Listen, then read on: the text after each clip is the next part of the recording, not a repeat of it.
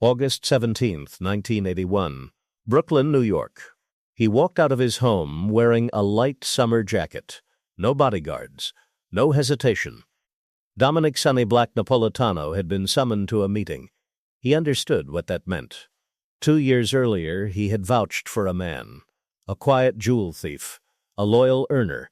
A man who called himself Donnie Brasco. Now the truth was public. Donnie Brasco was FBI. The Bonanno family had been infiltrated for years. Conversations recorded. Secrets documented. Power exposed. Sonny Black had broken the oldest rule in the Mafia: never let an outsider inside. At 10:15 a.m., he stepped into a car on Knickerbocker Avenue. He was never seen again. No funeral, no body, no official explanation.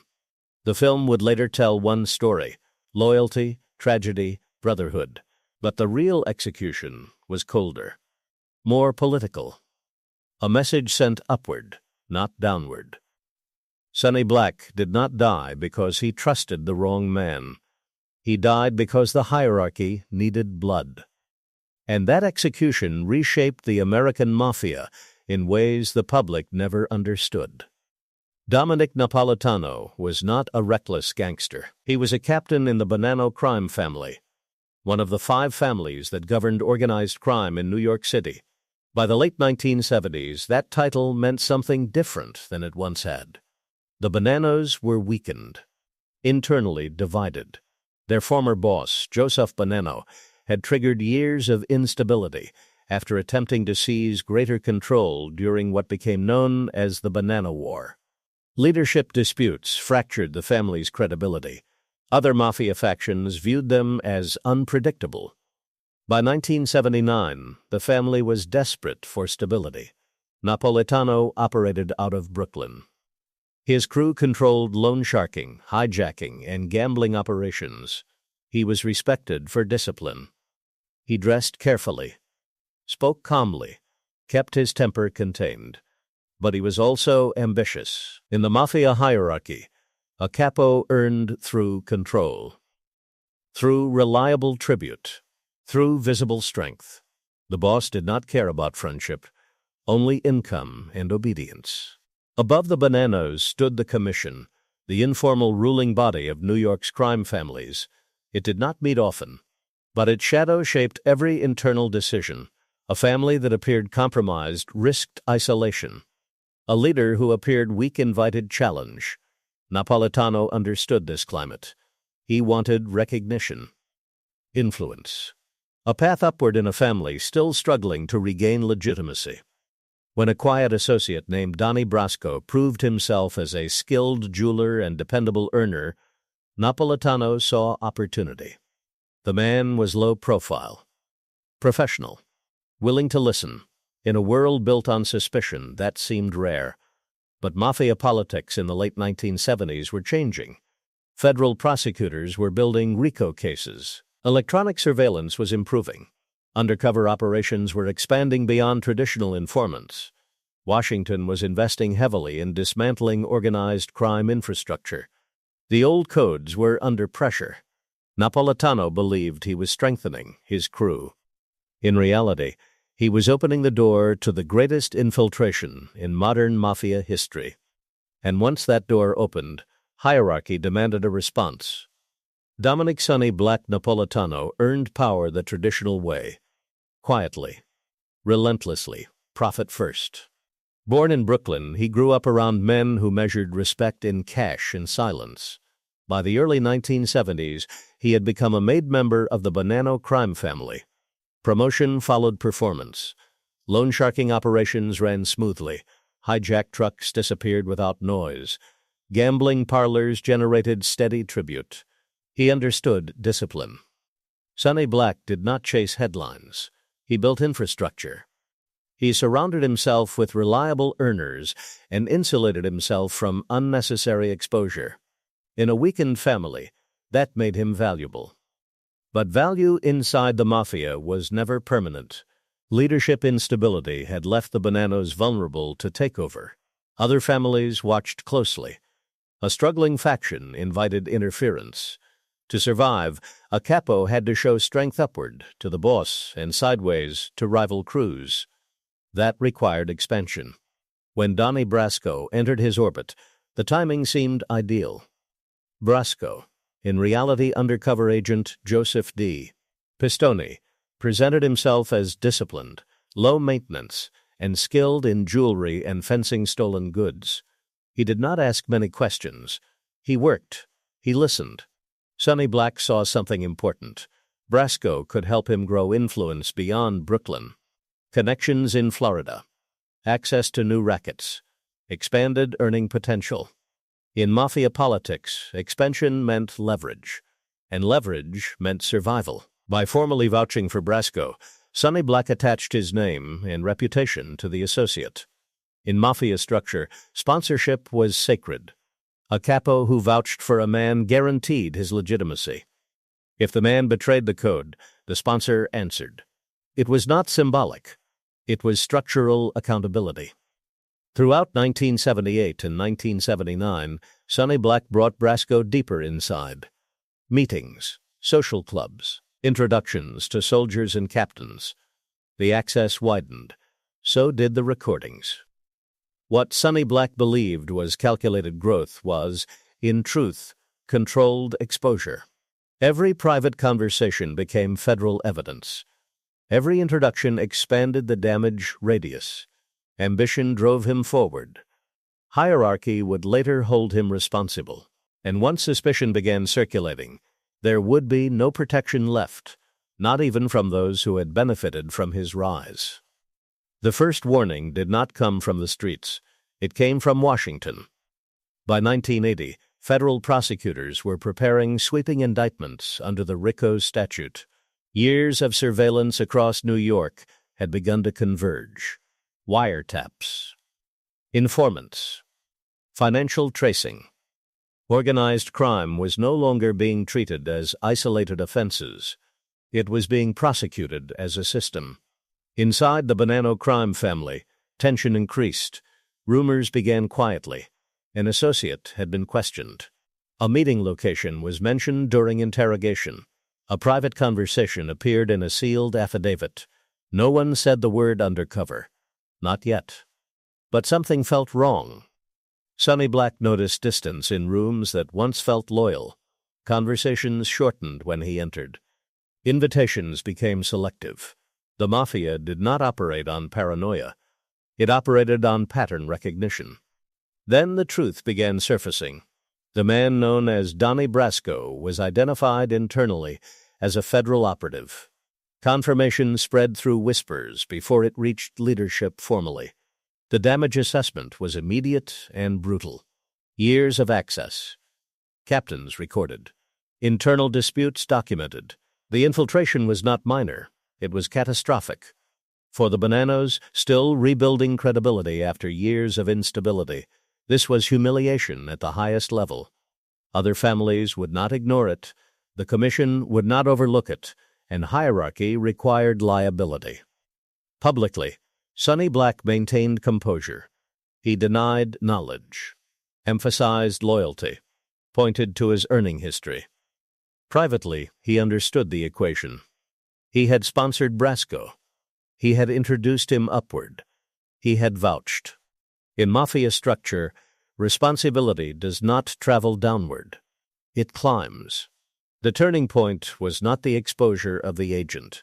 It was the realization that the family needed a sacrifice to restore balance. And Sonny Black's name sat at the top of that list. The exposure of the undercover operation did not remain internal for long. When federal authorities prepared indictments connected to the Brasco infiltration, the implications reached beyond Brooklyn. The case touched multiple families.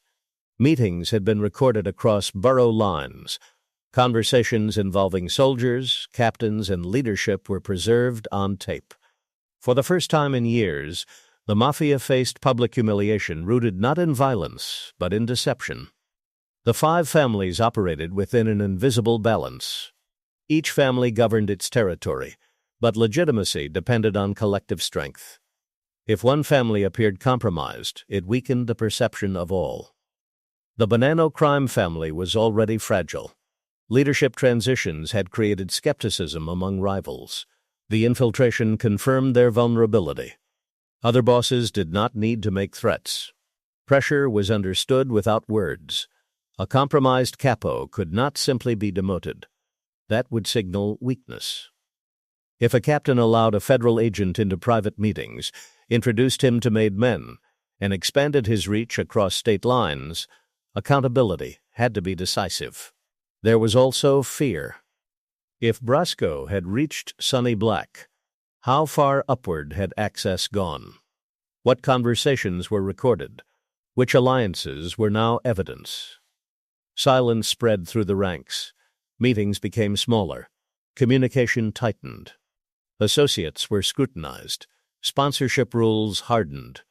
But structural damage had already occurred. Publicly, prosecutors presented the case as proof of federal capability. Privately, Mafia leadership viewed it as failure of internal discipline. And failure demanded correction. Within organized crime, executions are rarely emotional. They are administrative. The removal of a compromised captain would not just punish error. It would restore order. It would demonstrate to rival families and to internal factions that the Bonannos still enforced consequence. Sonny Black's fate was no longer a question of innocence. It was a question of optics. If he survived, leadership appeared weak. If he disappeared, control appeared intact. The politics had escalated beyond personal loyalty. Now the hierarchy needed resolution. After the exposure, the silence was deliberate. No formal accusation. No public confrontation. Just distance. Inside the Bonanno crime family, discipline returned with precision.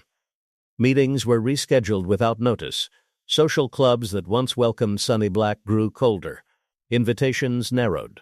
In Mafia structure, isolation is the first verdict.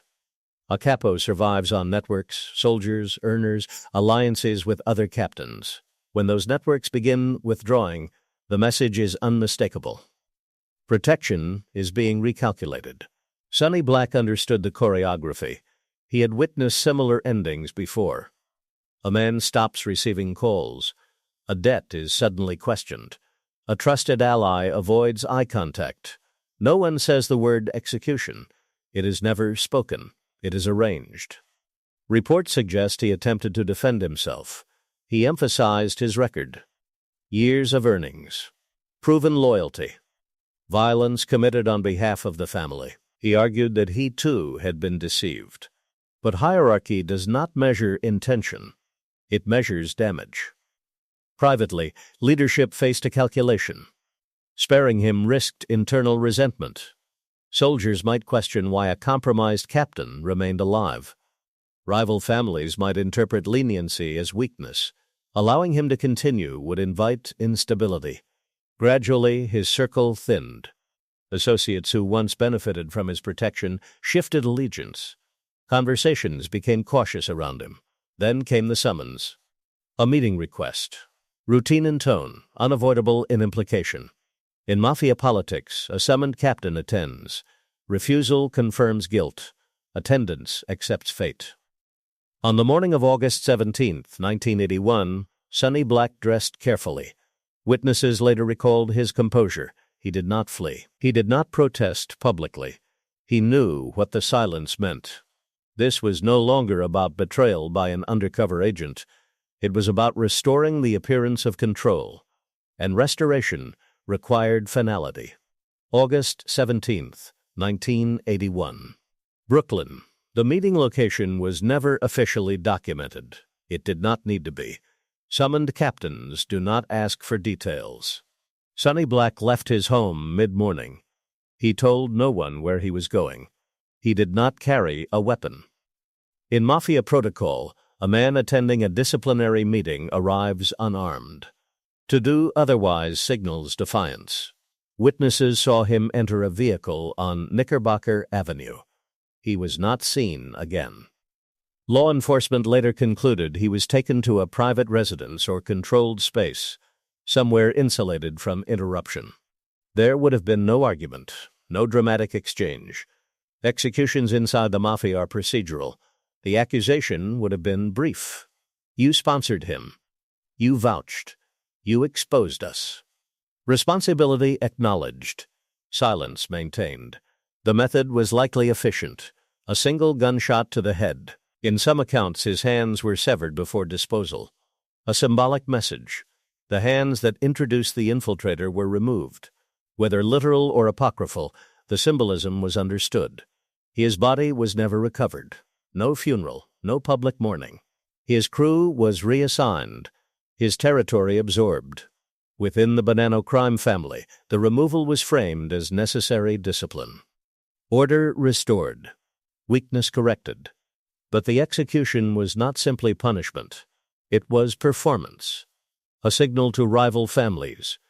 A reassurance to soldiers. A message to leadership across New York that the Bonannos still enforced consequence at the highest level. The man who once expanded the family's reach had become its liability, and liabilities are erased.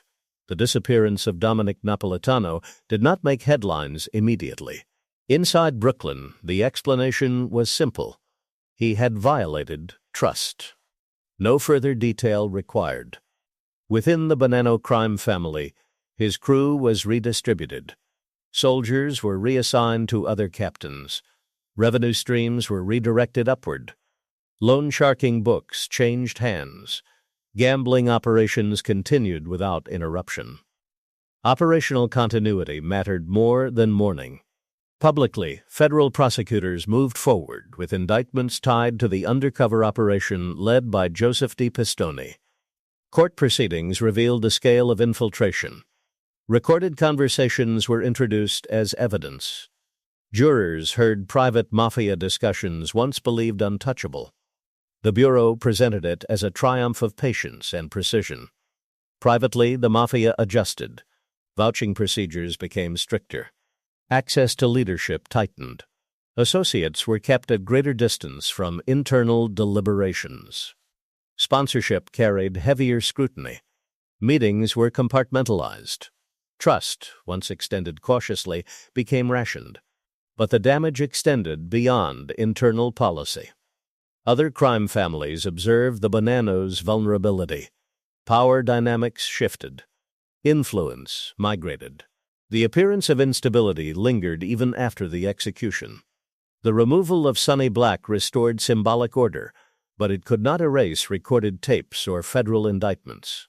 The infiltration had permanently altered the balance between organized crime and law enforcement. A capo had been eliminated. Yet the greater loss was structural. For the first time, many inside organized crime understood a hard truth. The government could live inside their world for years, and they might never see it coming.